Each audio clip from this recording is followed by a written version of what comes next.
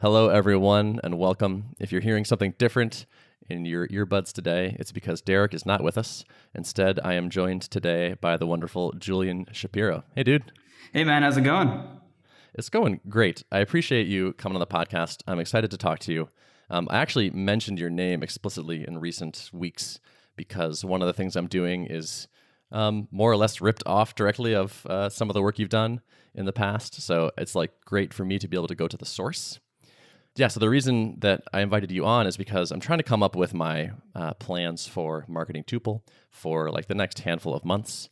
My other two co-founders are focusing on dev work right now, and so I've got the bandwidth, and I've for a while admired how you do things like content marketing and growth stuff, and so I wanted to bring you on and see what you thought of my plan.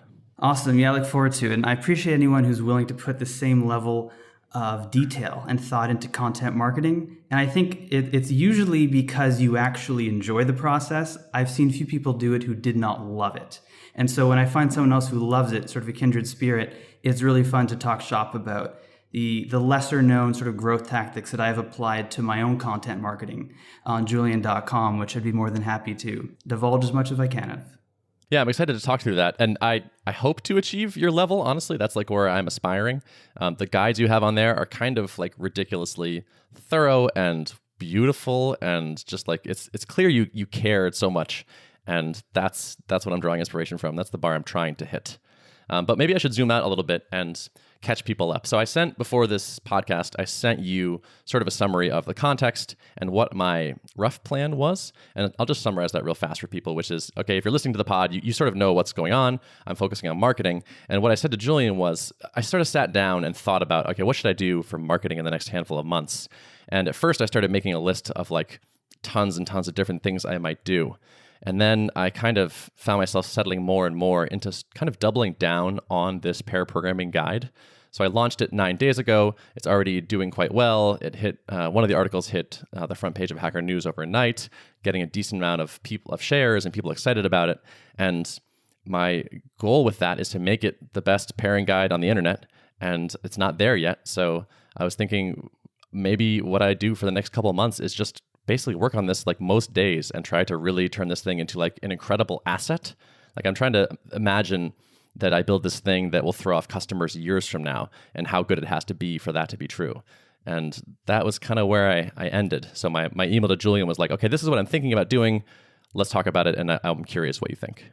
Yeah, one interesting thing to think about is, so you'd mentioned the best pairing guide on the internet. I think that's how I started thinking about content on Julian.com. I wanted to have the superlative.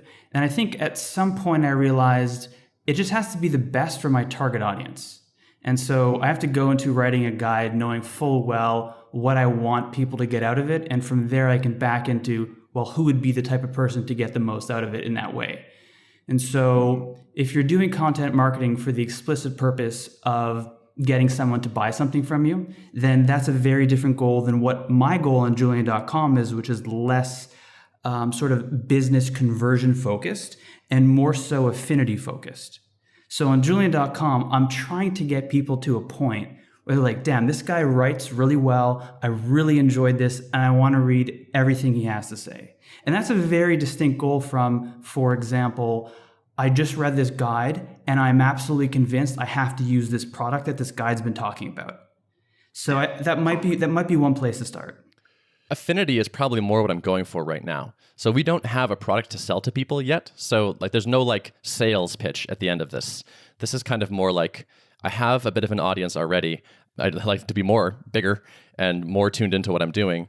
And so if this gets people thinking, wow, the guys behind Tuple really know pairing, and I learned a lot from them, and I like and trust them, that might be enough right now. Do you agree that that's a reasonable goal given where we're at phase-wise? Well, I do agree, first off, that content marketing in the form of in-depth guides is very effective. And it's obviously not a high volume play, much like, say, scaling Facebook ads would be. Instead, it's a high affinity, low volume play. And so I do agree that content marketing in guide form is very effective so long as you, in fact, are selling a product that fits into that mold of low volume, perhaps high affinity. When you translate the word high affinity and the phrase low volume over to business, over to a product, what I'm referring to explicitly is something like a B2B product, right? You have fewer users than, say, Facebook, which would be the B2C social app, right? So yes, I do think content marketing and guides are perfect for B2B, especially, actually, most specifically when each person is worth quite a bit of money to you. If each person's worth a little bit of money because you don't charge very much for your service and it's low volume, then the metrics don't make sense. It's not positive ROI on your time, so to speak. So I would go heavy into marketing so long as you, say, have, I don't know, maybe several $100s per year minimum sort of LTV, lifetime user value, that you get from new users, from customers. That's all TBD until we do have some pre-sales. So I've had some indications of what people are willing to pay. We're in that range, but we'll see what actually happens once we're really in the market. But I want us to be expensive, ideally. Yeah, and what better way to justify a high expense than to walk someone through a narrative over the course of multiple pages and to use that narrative, to use that surface area of all that text as an excuse to inject your personality and make them trust and love you, right? And so that's what's so powerful about content marketing, is it's uniquely capable of getting to that level of trust so that people will pay that relatively high price, especially if they've never heard of you before, meaning if you lack social proof, if you lack a logo wall on your homepage, just loving the person behind the product. It's hard for me to rattle off specific examples, but I know there are many. If you gave me a moment, I could come up with a few. So that's a very strong, actually the strongest example of this, right, would be sort of Kim Kardashian pushing her app or Kanye West pushing his shoes. You know, you love the person and now you're along for the narrative. They're at a part in their life where this is what they're doing. And so someone like you, who not only is just going to be putting together a content marketing guide from scratch, but actually has a pre-existing audience, a newsletter, a Twitter following, a network of other Twitter influencers or whatever. These are people who have been along for your journey and now will partake in this next step, meaning if they actually need what you're building, they'll go ahead and use it. So the lesson there, I guess, for people listening is, if you do want to get into content marketing or sort of long form writing for the purpose of acquiring users, it's actually much more effective if you've been doing this for a while. And so if that's something you can foresee yourself doing, it's not a bad idea to just start today building a presence online, building a blog out, and so on. Yeah, totally agree with that. I actually had a little tweet storm about this recently, which is, I was saying people, if you're a developer who might one day want to start a product or a SaaS, there's almost nothing you could do right now that's better than starting to be useful on the internet and getting people who like and trust you, building up that audience. Exactly. I singularly built my growth agency because I knew people who were the right ones to go say, hey, we've had lunch. I'm doing this thing. Would you be interested? They're like, yeah, why not? I trust you enough to at least hop on a call about it. Same thing is applied to the open source animation engine I built. It was just a matter of getting people to know what I'm up to now, and then incrementally using that asset as further social proof. So I get a little bit of blog coverage, let people know about it, and then try to go to a slightly larger blog, let them know about the smaller blog coverage, say, hey, look, there's something trending here. I'm building something big and new in web animation. Do you want to let me guest post for you so that I could do your work for you and in return get some publicity? And you keep incrementing on that. And so if people just start with anything, a few people who are willing to read what they have to say, if it's any good, then that should snowball. Someone commented saying, I've been building the audience, but I don't have the product yet. And my response was that was me too, actually. It's I was doing things in public and teaching for many years before I had something to sell. And then suddenly I had a thing, and having that audience was so useful. And it sort of happened really fast. And it was this asset I couldn't have built in a hurry. But because I had been doing it steadily, suddenly when I did need it, it was really useful. There's some really high leverage ways to look at that as well.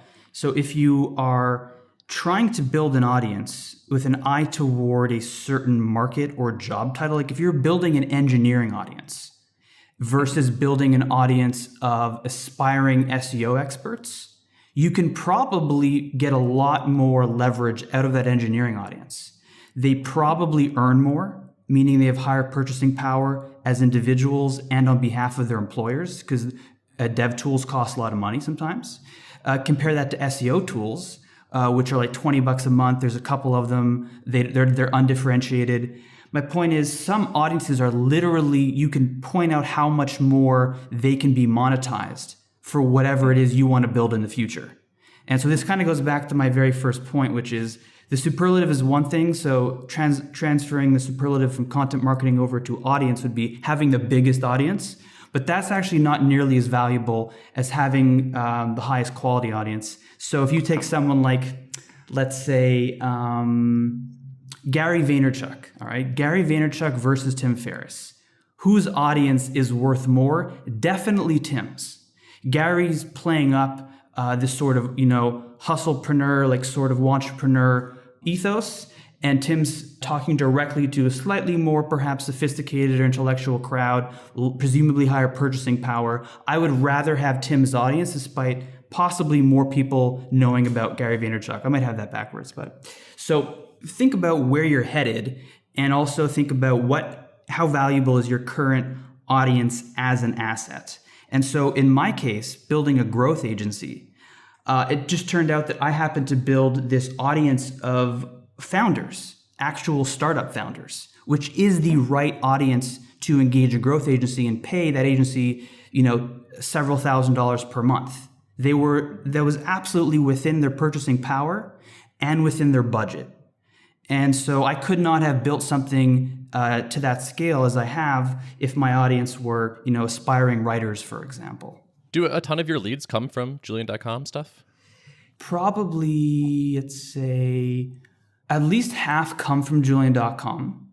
And probably the majority of the remainder at some point checked it out as a form of validating my credibility. And I know this because I almost never have a sales call that doesn't begin with them saying, hey, read the guide, loved it, or mentioning it in an email, so it happens all the time.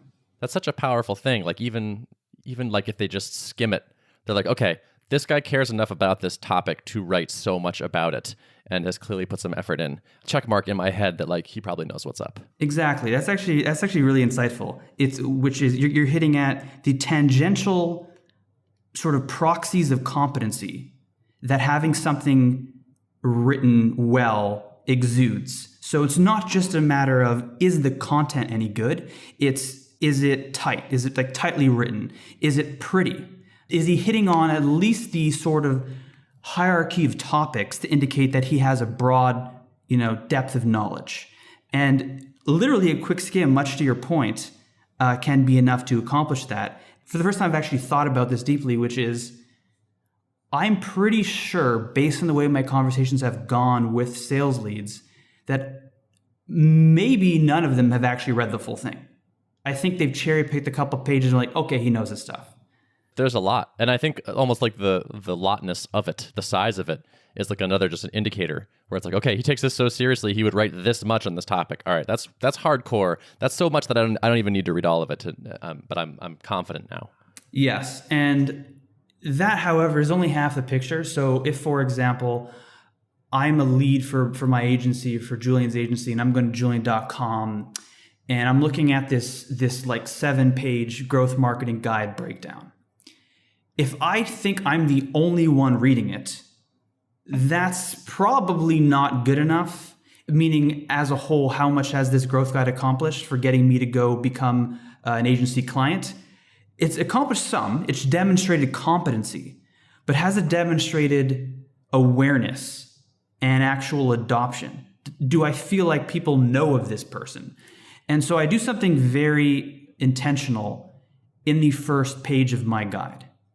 And I guess for anyone unaware, essentially on Julian.com, I write guides that go in depth on topics. And one of those guides is about growth marketing, which is, as you guys probably know, marketing with an emphasis on sort of measurable performance, doing things for the purpose of increasing revenue, not for the purpose of sort of scratching your back, increasing brand awareness and so forth. So on the first page of this marketing guide, I think in the first couple paragraphs, I inject a mention of my Twitter handle. So something like, do you not believe most garbage growth advice? Well, neither do I. I'm a fairly skeptical person. And then I take the I am part of that sentence and link to my Twitter handle.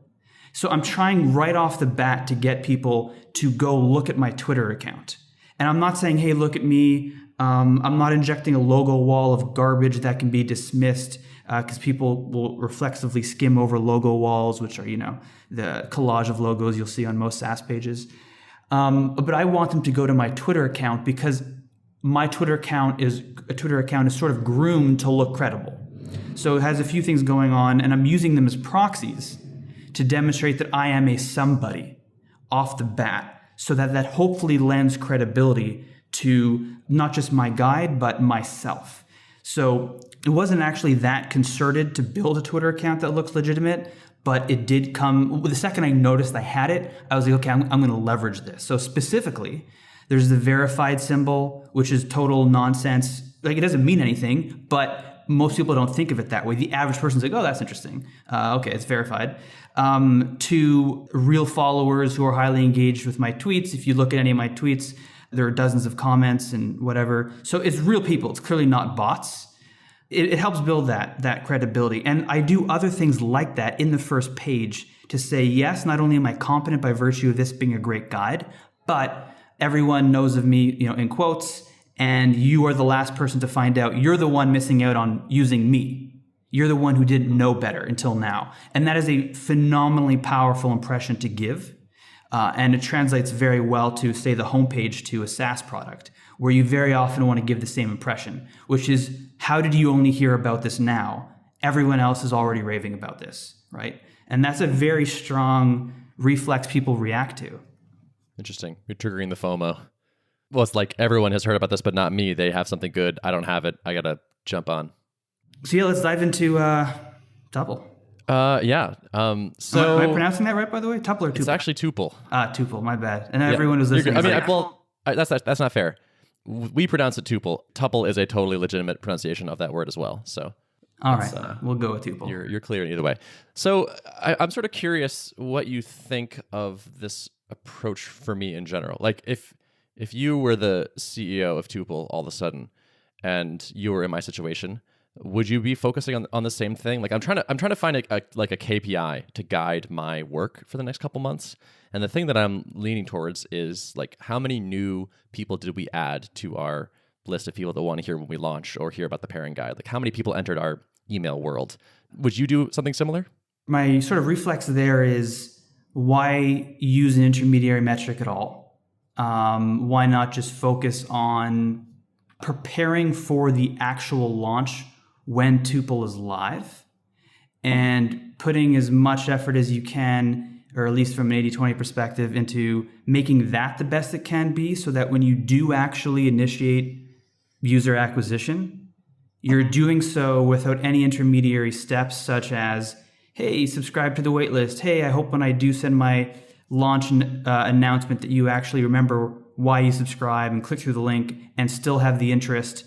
I'd rather capture people's interest the moment they have it than introduce that interstitial and elongated period. So there's a sort of mythology of the Kickstarter-like crowd-funded launch, where you build up all of this momentum and you get people excited about the future.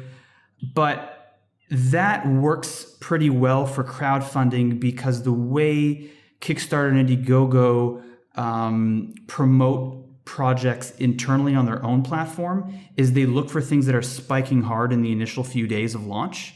And that is what you accomplish by building up a buffer of an audience.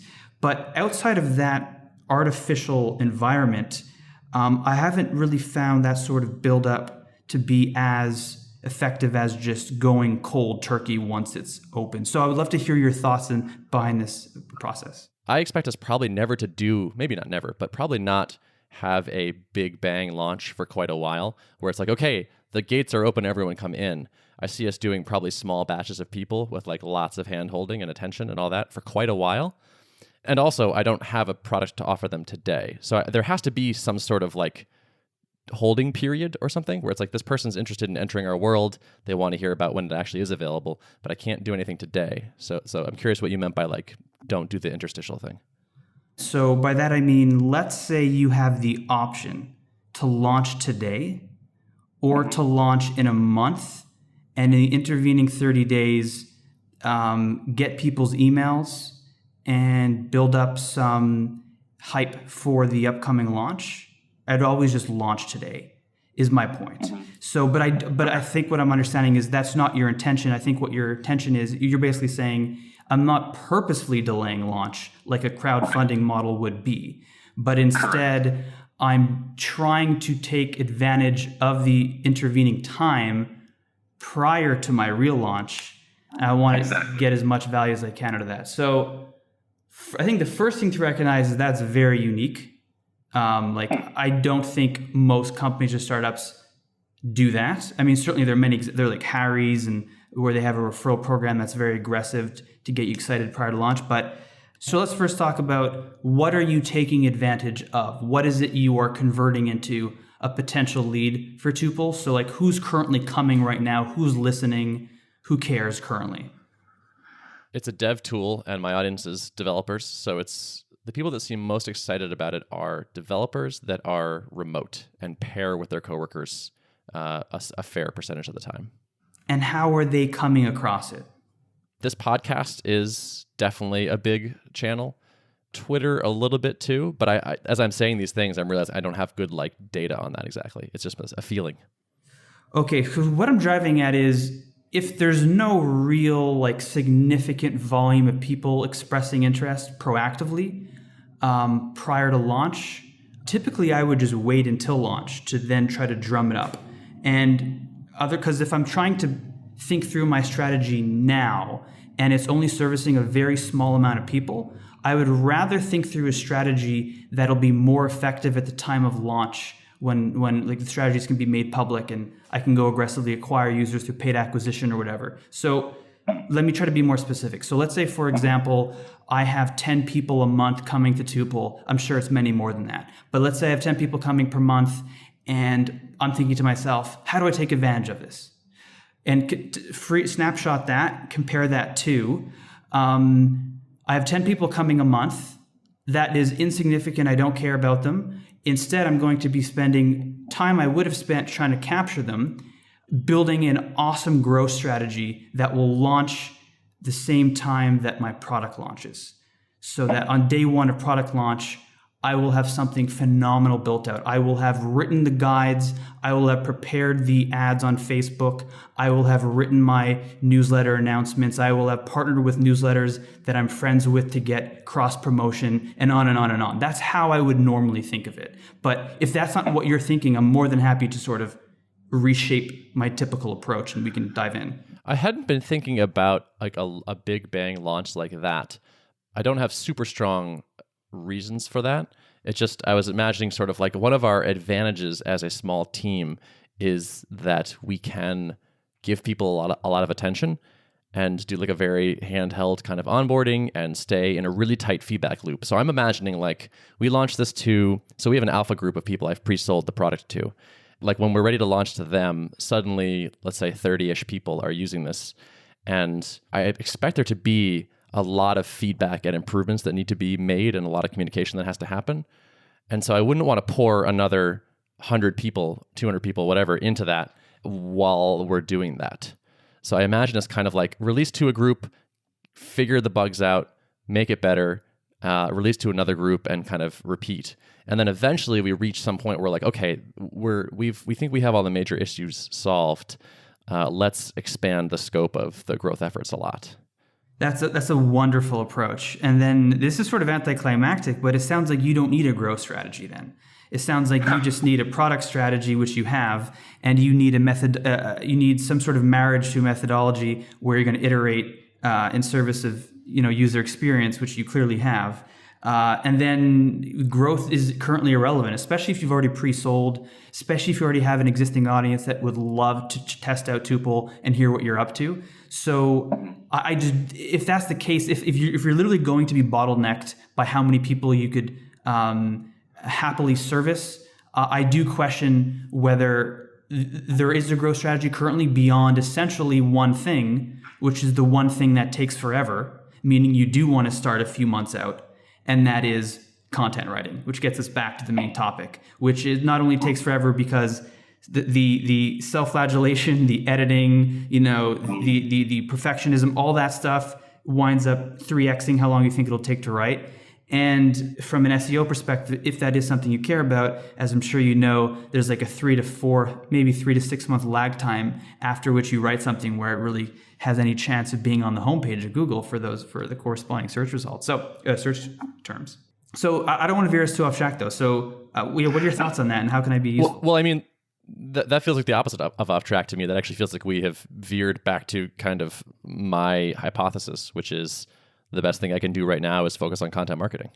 And yeah, building an awesome product that people love and content marketing, because there are very few other things in growth that actually take a long time. For example, I could spin up an ad campaign on any ad channel in under a week, write the creatives, do the videos, all that stuff, right? Or write the copy, design the creative. So yeah, that sounds like a really wise decision. Also, if you're building a product that people need a while to acclimate to, like for example, if you're doing something like Tuple, and let's say most people don't know why they would need or why they would care to do pair programming, then that is an obstacle you can beat down in the intervening months prior to launch, right?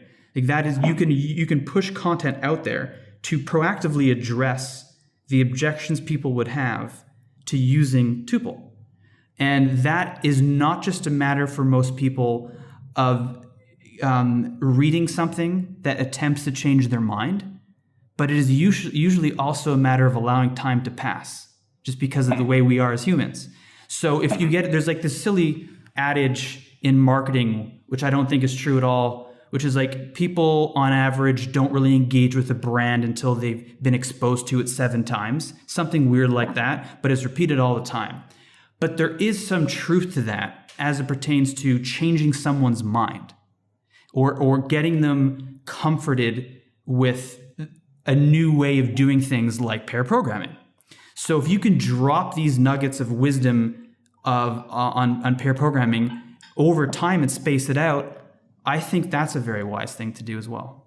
Yeah, that makes sense to me. That's sort of like my vision for, or part of my vision for the pairing guide, is that we are creating customers out of non-customers, where there are some developers that are interested in pairing, but they don't feel like they're confident enough to try it, or they're a little skeptical and they want to be convinced.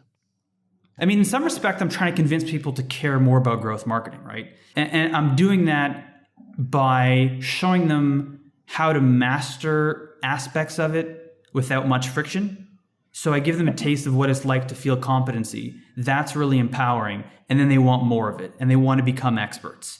And how do you become an expert? How do you introduce that expertise to your own company? Well, you hire a growth agency. Now that you understand the value of growth marketing, right? Apply that to Tuple. Okay, wow, this is amazing pair programming. I am now going to evangelize this. And so there's probably similar behavior there. But what might be interesting to talk about, because I usually like to think of these things, if anyone else is listening, from the perspective of like broadly sort of applicable advice. And I think one interesting segue there is, and I know it's certainly not really a nature of your podcast, but I think it's more like what you guys are up to. But what I think would be interesting, there's an intersection here. And the intersection that we're getting to is, how do you apply growth marketing to a giant piece of content, right? Because typically you're doing it in service of a landing page or like a physical product or a SaaS app. But a giant 100,000 word guide that takes 4 hours to consume, that's a very different beast. There are very, very few examples of any enterprise trying to buy eyeballs to be driven towards something like that. You have the corollary is essentially ebooks or sort of content gated sales collateral on LinkedIn, all that sort of PDF garbage where they introduce you to topics and they're not very deep or very interesting, like white papers, which can be deep and interesting, but that's typically not what you get from a company trying to push you content. And my point is that is one thing that does exist, but it's very different still from what you're doing, from what you're about to do, and from what I'm doing. So first interesting sort of takeaway here from my experimentation with trying to promote guides like this is ads don't work at all. So like an argument could be made theoretically for, well, if it only costs $4 a click from Facebook, for example, and then they read the guide and like 5% convert and I'm making $1,000 a year with my SaaS product, well, the math should work out. But what happens is when you drive traffic to a guide, like one that I've written, which is like 7 pages on marketing, it turns out nobody reads it. It's a very strange phenomenon where ad purchase traffic tends to actually be more engaged with like corporate landing pages than actually free reading material. It's so weird. I don't even have a good hypothesis for why, but I just wanted to introduce that surprise learning, and now we can shelve it. So how else can we think about growth on giant guides? The most counterintuitive thing, so the most surprising thing to most people, is when I present like a landing page to you, one of the first things you might say to me is, beyond giving me some like cursory feedback, you might say, cool, now go A/B test it. And let's go find out if you've actually found the right value propositions and you're pitching Tuple in the right way. That's sort of a no-brainer. But people, for some reason, don't apply that same sort of approach to giant guides.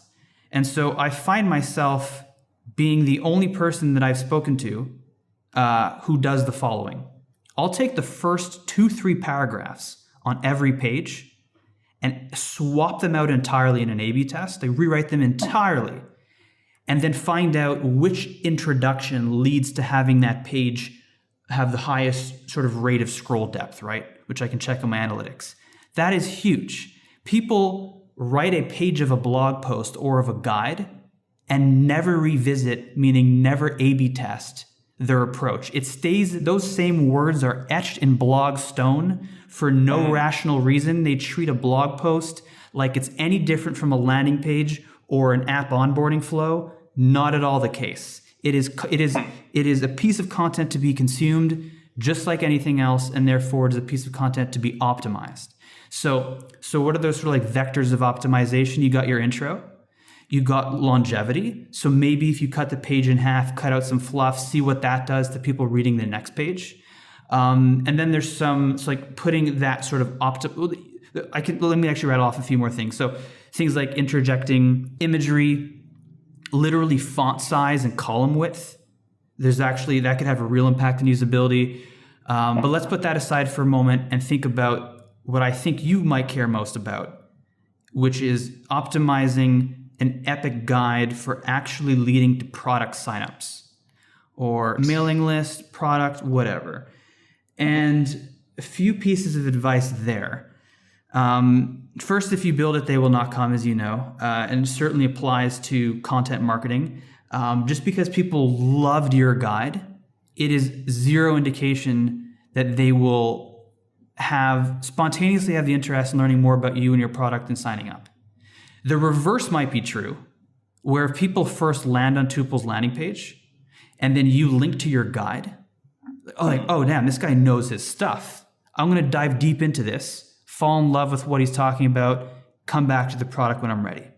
That makes sense because from that perspective, the guide is being used as social proof. It's an asset. Yeah. You flip the perspective, almost no one who reads your guide is going to migrate over to Tuple unless it's literally a guide about Tuple. And I know this for a fact. I've written a bunch of stuff, and every time I'm surprised at how hard I have to push to get people to go and hit up my agency's website from my guides pages. And my guides are read by hundreds of thousands of people, and only tens of people are clicking through. So I had to think pretty deeply about how to do two things at once.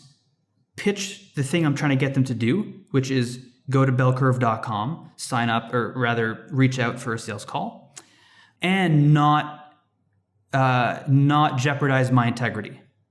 So I'm trying on Julian.com to actually first and foremost build my own brand, not build a conduit to getting people to pay me at bellcurve.com. And I take that so seriously. If you told me a piece of copy that will get twice as many people to click through to bellcurve.com from Julian.com, but I was uncomfortable with it, I wouldn't care less. I wouldn't think twice. I would not use it.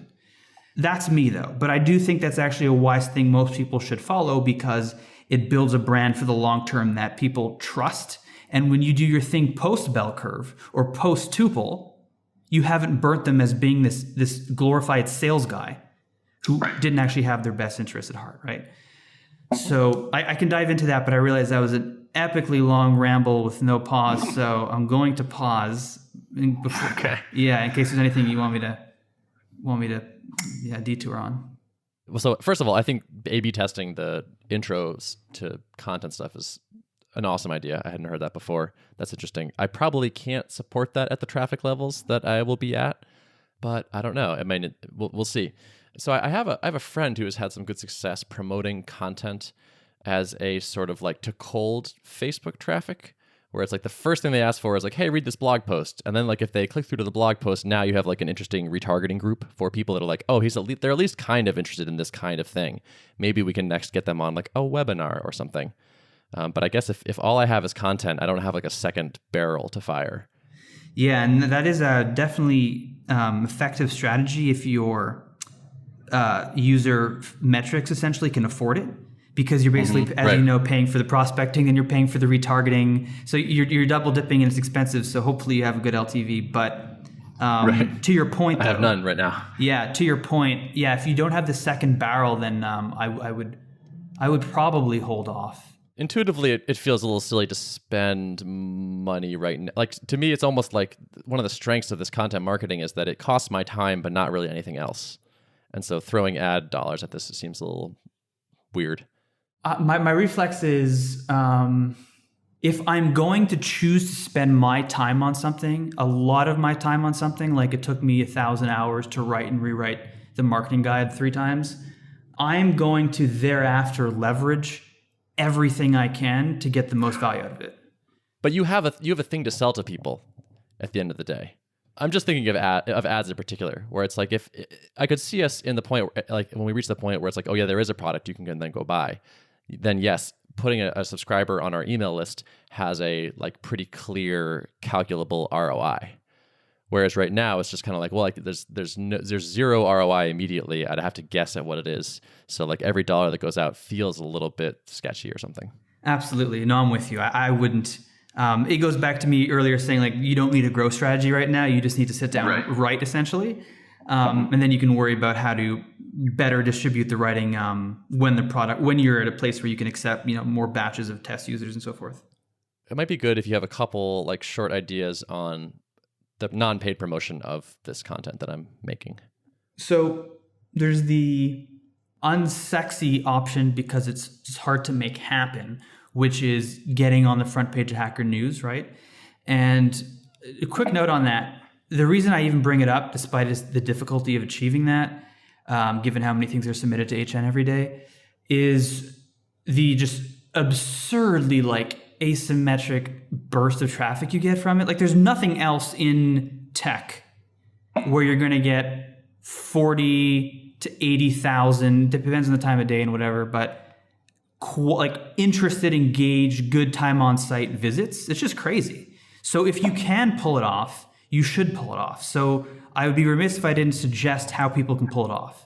So 2 strong pieces of advice, both of which are very much in keeping with how the HN moderators look at their own products. So this is not trickery or anything. The first is never ask anyone to upvote.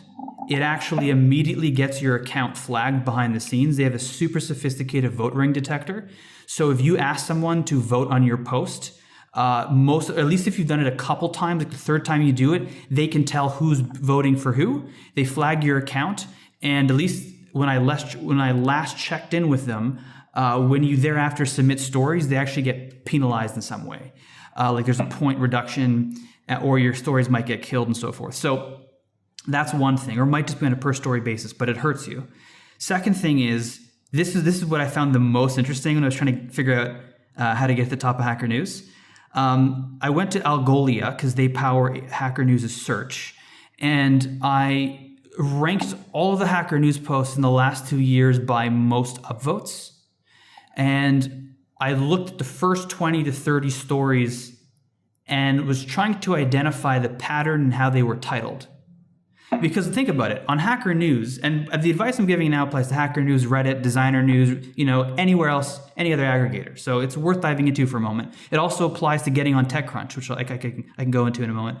When you're on the front page of Hacker News, what do you have to go off of as to whether you should click through? You literally only have the title of the story, and they'll also show you the domain. That's it. The domain will mean nothing to most people unless you're already a known quantity, like stripe.com. And so it all comes down to the title. So I wanted to find what is the syntax, the keyword usage. And here's what I found that was continues to tickle me. And I love telling people this, which is on average, the type of title that reaches the top of Hacker News is one that expresses deep annoyance and grief for the state of things in tech. So when someone says something like, pair programming is utterly broken, that is the type of title that reaches the top of Hacker News, like clockwork. Especially if you can be a bit more specific and explain what makes it broken, it's fodder for clicks. And there's probably a whole discussion we could have on why people react to that stuff, but not really relevant at the moment. But so just those two pieces of advice: write a really good piece of content, title it extremely well, submit it, don't ask people to upvote it, and then you can resubmit. The moderators do not mind. They'll sometimes invite you to resubmit. Just wait a couple weeks, try it again. They know it's hard to hit the front page. They want you to get a real shot at your content if it's actually good content, and that's what matters. Actually, one last thing on Hacker News. I don't think it's a bad thing I'm dwelling on this because I've gotten on the front page a few times, and each time it skyrocketed everything for me. So last thing I want to say is the actual on-page experience when you submit to Hacker News matters a lot. If you have ads, if you have spammy, weird sales pitches, if you have a giant call to action at the top of your page, if you have one of those things that pops up when the page loads and says, hey, want to subscribe to my newsletter? The people at HN hate that. They will downvote or flag your post. Literally, go have a little flag in your URL, like, $HN, and that's how you should link to your post. And when you detect people are coming from HN, use JavaScript, extract the query parameters and literally delete all the elements off your page that have garbage, sales fluff, pop-ups, random crap. And then just do that all the time because that's better anyway. Yeah, exactly. Just do it anyway. Exactly.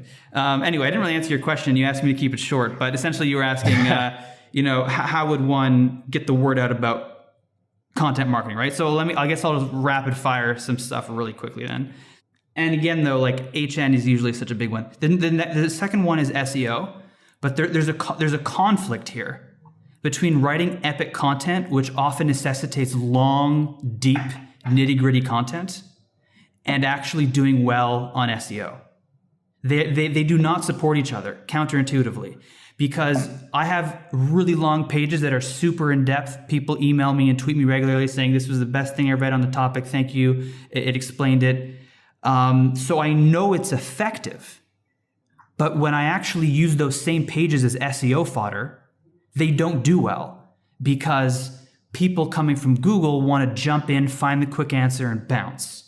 And when they open a few tabs in conjunction with yours, if they see the other page that's a third as long, the average person is not like myself or like Ben or like the people listening to this podcast. The average person is not looking to geek out and go extremely in depth on most things. There's a reason why BuzzFeed style news took over the New York Times in terms of popularity. So what you have to do, and I'm not saying everyone, but the average person, basically what I'm trying to get at is for SEO, you either have to compromise the UX of your guide, meaning you have to take your really well categorized, cleanly positioned 3 to 7 pages and break it down into 30 mini pages with really clickbaity titles that are appropriate for SEO. You either have to go in that direction with a concerted focus, like go big or go home. That's how you're going to go and get that SEO traffic. Or stick to your guns, build epic content with extremely good UX where all the right stuff is on the right page. You don't have to click 40 times through a slideshow or whatever, and have a harder time with SEO. And so what I try to do is I stick to the latter, I stick to my guns, because I care more about my brand than I do about getting SEO traffic.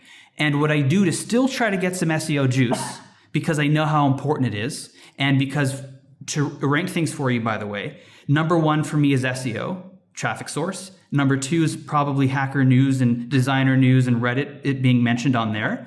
And number three is word of mouth. So now you see why I'm spending so much time talking about Hacker News and now SEO. So just really briefly, how do you split the difference for SEO for your content marketing guide? How do you stick to your guns and actually make it SEO supportive?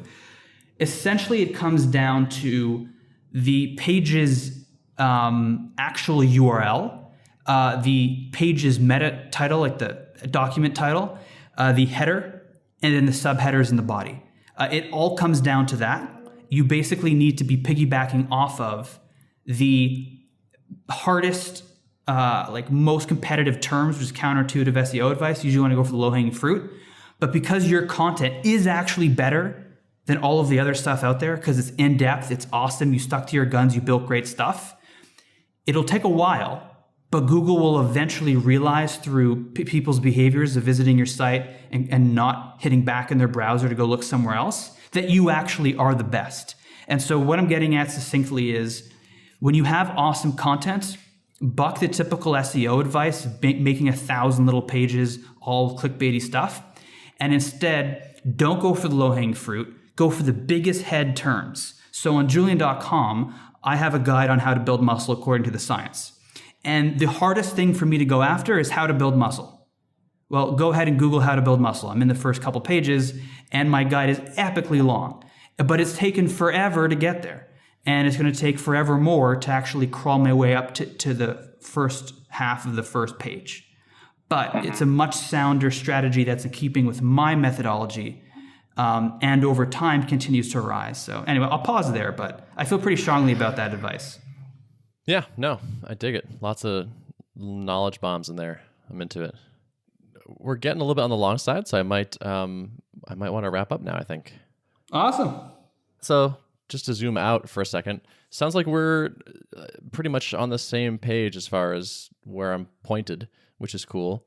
It would have been interesting radio if you'd come on and said, no, you're all wrong, do something completely different. But still, it's good to have some validation, and I appreciate you sharing your knowledge. Yeah, my pleasure. Now I'm self-conscious about my rambling, but hopefully some of that was useful. Totally. Yeah, I would have stopped you if it hadn't been. That's my job as the host. All right, that's good. That's reassuring. All right. If you want the show notes for this episode, it is artofproductpodcast.com. Thanks for listening. Oh, and I didn't give you terrible hosting. I mean, we've plugged your stuff a fair amount, but is there anything else you want to send people towards? If you go to bellcurve.com, we are now training people to do everything we do on growth. So we've actually stopped signing clients for the most part and just trying to train some growth marketers of the future. Nice. Awesome. So go check that out if it sounds good. I think that's it for us. Thanks for listening. Catch you next time. Yeah. So where are you at currently with Tuple? It's going well. I'm honestly having a super good time. We are where we're at. So we took a couple not wrong turns. We've done some explorations that we've decided are not quite the right answer for solving this problem.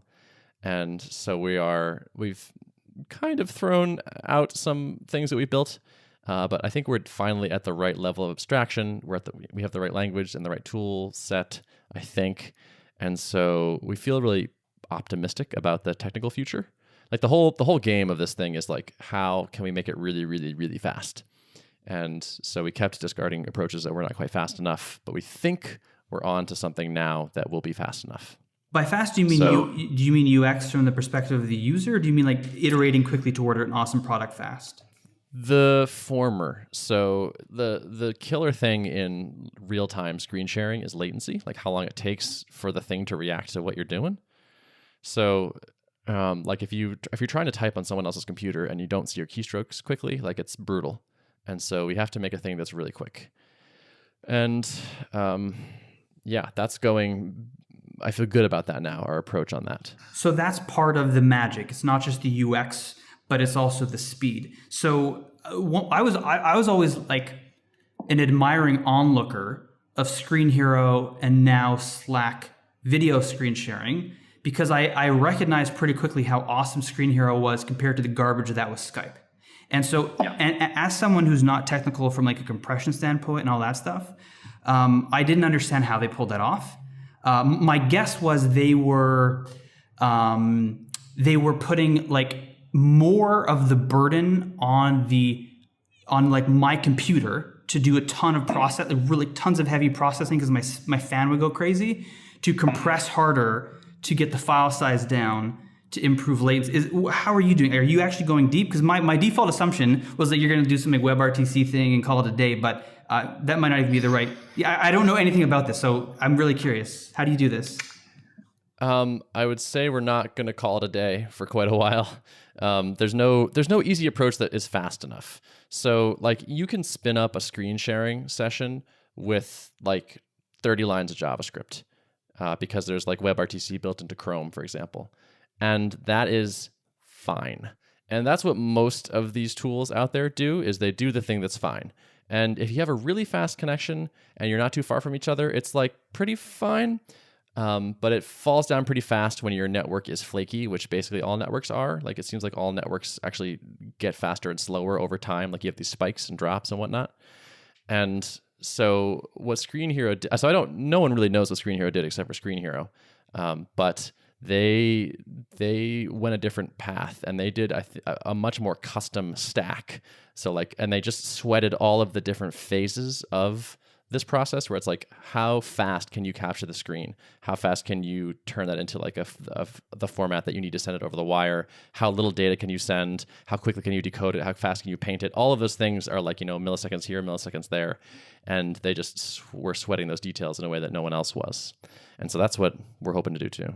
Dude, I geek out so hard on that. That was my life. A whole year of my life was trying to figure out how to squeeze every remaining piece of performance out of like the graphics rendering on browsers to build the animation engine Velocity. That was literally all I did. Literally all I did. I didn't work. I wasn't being paid. For a year of my life, I was like, I'm going to make the fastest thing possible.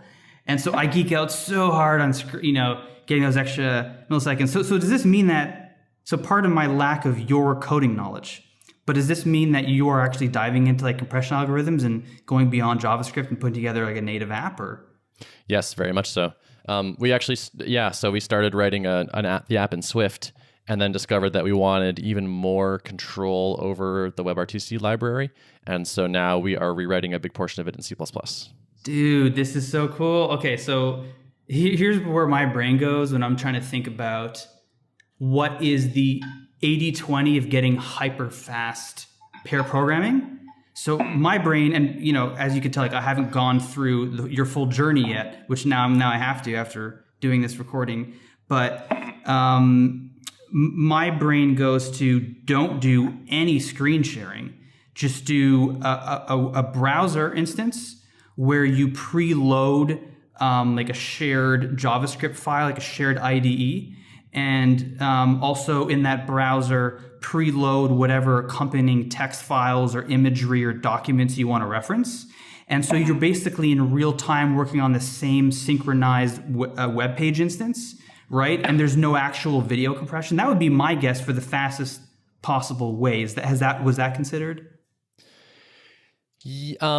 Somewhat, yes. Not really though. So there's an experience that we want to offer that is incompatible with that. So that you're right that like there are a couple things you can do that are really fast and snappy if you don't care about one thing that we care about a lot, which is using someone's entire system as if you were sitting right next to them. So it's like their browser, their terminal, any third-party tools they have, like for real, full remote desktop access. And so is the ethos there that you want people to behave organically and act naturally and pair program in the comfort of what they're used to, like their normal environment? Is that sort of the approach, or why does it matter? Because like I actually have a bunch of different tools that I use that would chafe to not have. And like to just be used to coding in a browser together would not be a development experience I would be interested in. Cool. Yeah, that makes sense. That's awesome. I think Superhuman is a native email app that essentially is like email's too slow. Let's rethink this from both the UX perspective and also the actual, painting milliseconds rendering graphics perspective. And so it was the marriage of great UX and great technical speed. And I'm betting that you have a similar philosophy then. I mean, I hope so. I hope we can achieve that kind of thing. Like we have a very challenging UX thing as well. So this product is hard for a bunch of reasons, but the two big ones are the latency thing is a hard problem, and then the other thing is your computer doesn't really want to be controlled by two people simultaneously. Like there really is only one mouse, and if you want to give people the impression that there are two mice, there's no clean way to do that. It's all like, how do you take this thing, which is totally a hack, and make it not feel like a hack? That's interesting. I wonder if you can also, sort of like how Gmail now will predictively complete sentences. I wonder if that's also a component of the in-ID experience. Like if you're entering the function name, if you're entering the word function and you've typed FU, FU so far, then it just you jump ahead on the other person's computer and assume that's what it is. I mean, I'd wonder what sort of like app level hackery there is to, Yeah, so I think we'll probably have no app level hackery because we don't know what apps people are going to use. Like we want to not care what they're using. So this is what like Screen Hero did, where they're just like, this is just like really, really good remote desktop control. And so like whatever you've got, like you're going to get that just from far away. And that I think is totally the right approach. It's not the only approach, but that's the kind of pairing and the product I want to create and support. Yeah, something broad, a platform. That's rad. Well, when you do get to the point of launching and you're ready to open up to the world, I'm here to be as useful as I can. Awesome. That'd be great. Yeah, I mean, I hopefully someday I will need your growth skills to like pour a bunch of gas on this fire. So I look forward to hopefully needing that. Yeah, and you know what? B2B stuff targeting engineers. There's a lot of very proven track records, or like pathways rather, as to how similar companies with similar audiences have pulled it off. Like there are so many things you can do, and the only, like, if I had to conclude on a piece of on like a warning, it's to pull off all of those pathways if you do care about scaling into a big company one day, if that's something you care about. I don't really. Okay, well then it does. Well, I guess I'll finish the thought, but it's irrelevant then, which is essentially make sure you charge a lot per user. Yeah, but well, I wouldn't mind making a bunch per user, so I might just do that anyway. Nice, awesome, dude. Well, yeah, but yeah, we're there's three of us, and like we're all pretty philosophically aligned right now, which is like we're not interested in a big company. We want something that supports us and makes us comfortable and is fun to work on. Yeah, absolutely. Although I don't think that has to be at the expense of something that can also let you retire young if you want to, right?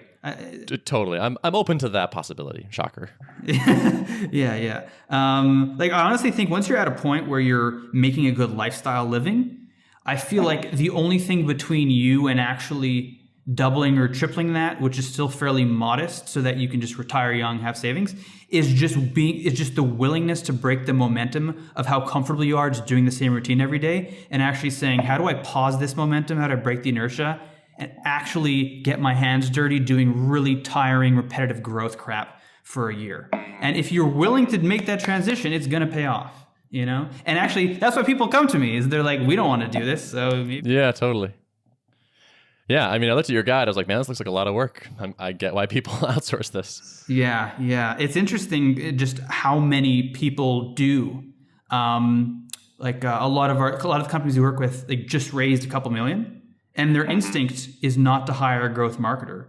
It's to outsource it, which is always interesting to me because you would think that growth should be a core competency of any startup.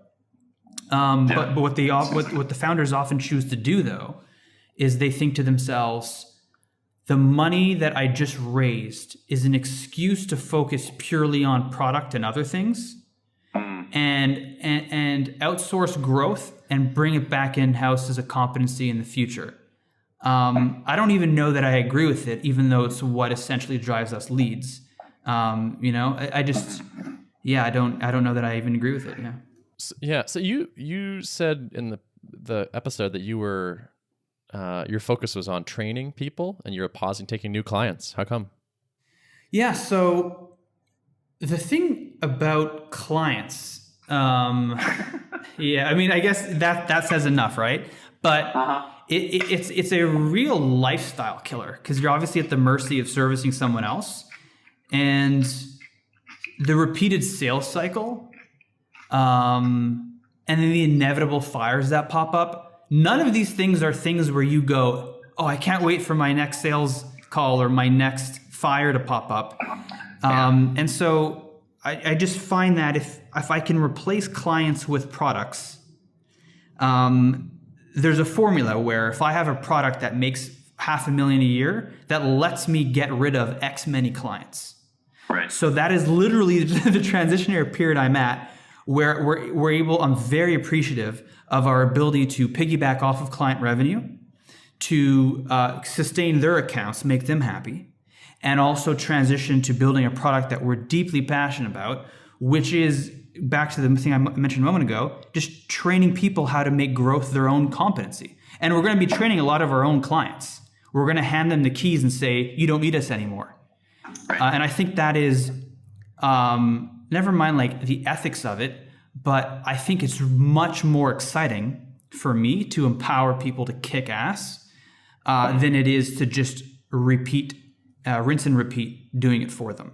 So I'm really stoked on that. And the amount of people who need to be trained is no less than the amount of people who need to outsource their growth work, So there's a real market there. Nice. Cool. Have you launched that training? Is it in progress?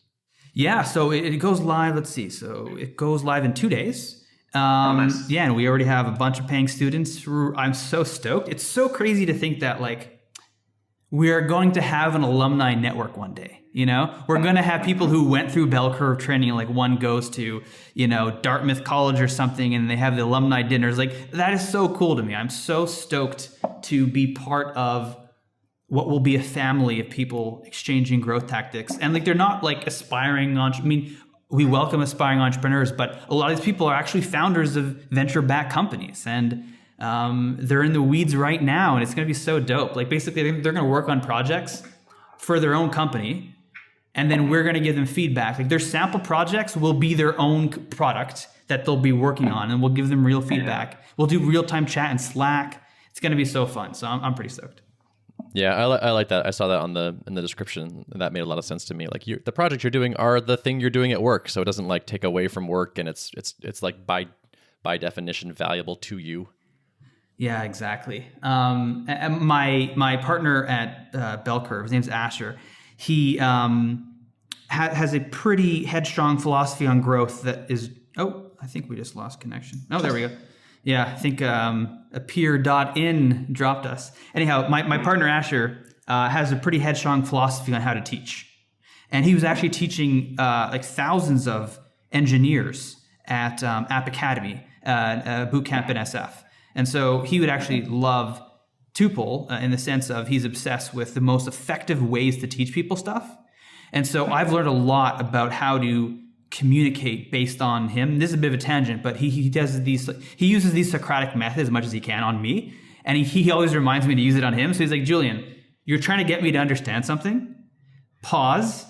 And instead of telling me what to do, ask me questions so I can arrive at the conclusion myself naturally, and it'll stick forever. And so these sorts of insights he's bringing to this training. And so we're taking our combined growth expertise, taking Asher's experience at Minerva and App Academy for how to teach, and combining it in something rad. And so I'm very passionate about project-based learning, essentially, is the point I'm getting back to, which is really the only way I think to learn anything. And I'm sure you know that with Tuple. You can't learn in a vacuum. Right. Yeah, it won't stick. Yeah. So what's not the motivation behind Tuple? Not what's the problem? What's the hopeful product market fit? But emotionally, why are you pursuing it? What are you passionate about there? Emotionally, why am I pursuing it? So one answer to that is that in my career of being a developer, I have never learned as much as fast as when I paired with people. Like that, I had this like total knee of the curve moment where my learning took off, where I was sitting next to my boss basically every day, pairing on Rails. And that was like one of the best times of my life, basically, professionally, was because I was learning so much. Like I've yet to find anything that's as good as that. Oh, that's so rad. Yeah, I don't even, that is such, I love then that you're building something that will give other people eureka moments. Like how totally beautiful is that? Yeah, I mean, that's and the thing is, like, it gives people who couldn't get it because they're like not able to sit next to people and have that experience. So I TA'd at a boot camp, a coding boot camp in Vancouver, and I saw the students on the entirety of the spectrum, those who could not wrap their head around what a function is, input, output, those who kind of thought they could, struggled, finally got it, clicked totally, and now are crushing it, those who got it immediately. And the clear takeaway was, if you want everyone to succeed, there has to be a human element. The people who were struggling the most were not able to get over the struggle by being told, go retry the project, go reread the learning. That was not at all how they got over their struggles. It was always because there was one really compassionate TA who sat down, pushed everything else aside, said, okay, it's me and you, and we're going to dive in here together.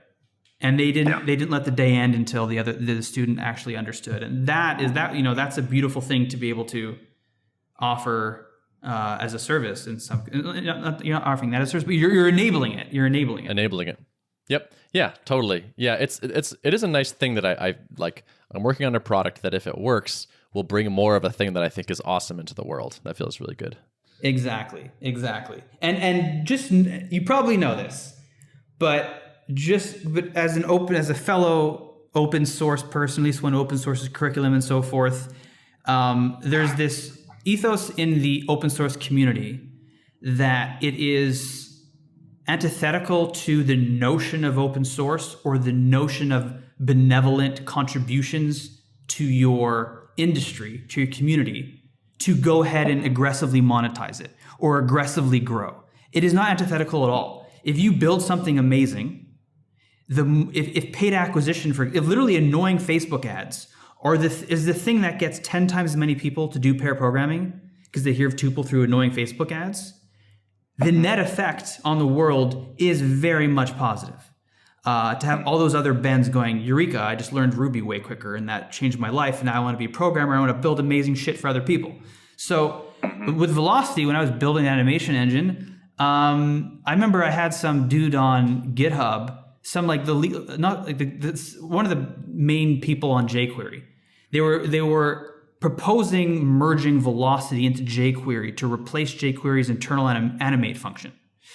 And one guy from so everyone was really gung-ho, like the chairman and all these people. And then one guy on the team drops the following comment on Git in the issue. He's like, I don't actually know that Velocity's success is a function of anything other than Julian having done a ton of marketing. And that hurt, right? Because the truth always hurts the most. And I thought to myself, like, there is definitely truth to that, meaning a lot of other people probably built really cool shit, but didn't hustle as a marketer like I did. But I can tell you this. All of Uber, Samsung, Microsoft, Twitter, and literally hundreds of thousands of people would not still be using Velocity if it weren't legitimately good. And the reason I'm saying this to you is, if people are legitimately loving Tuple, then there is nothing wrong ethically, emotionally, whatever, with growing into something bigger than just a lifestyle business. And I feel strongly about that. And so I just wanted to take a moment to express that. Yeah, sure. Yeah, I mean, I'm not going to... I don't see us, like, pumping the brakes, you know? Like, I I can't imagine us raising a ton of money and trying to hire a bunch of people and like try to make this thing enormous. But if we make a thing that we're really proud of and feel really great about, I'm going to want to get it in front of a lot of people. And so yeah, we'll see. It's also hard to predict how I'm going to feel in the future. But like that's where we are now. Is like I think it's partly just like our ambitions for now are small because it's like the future is so far away.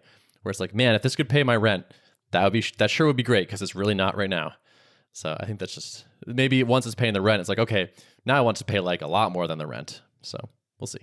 Yeah, and I'll say one last thing then, because not to beat this drum too much, but as a direct response to that, to reduce like one's nerves about the market viability or the monetization viability of what they're working on. Like, oh, am I putting my head down, toiling away for months in the darkness with a good shot of not actually being able to turn this into even a lifestyle business? If those are the thoughts that somebody has, one of the most effective ways to overcome those thoughts is to self-empower to know how to grow the damn thing so that you are really confident by the time of launch that you will be able to get yourself X many paying users that you need for it to be an interesting business. And that's effectively what I hope I have done on Julian.com with the marketing guide. And there are a bunch of things I would, if I rewrote that guide specifically for you, if you were my audience of one, and I was trying to explain to Tuple how to kick ass in all the categories I cover in that guide, the primary thing I would change is I would introduce my experience marketing B2B apps toward engineers, which is something we can go into in the future. And then I would also talk pretty heavily about baking in the natural sharing component of Tuple. So if, for example, you have a feature native to the app that really feels native, like it feels like it's in the DNA of Tuple, where there's like some sort of one-to-many pair programming, something that allows you to sort of actually achieve some sort of network effect, some sort of virality beyond just one-to-one. That is the sort of way I would be rethinking my product roadmap to support growth.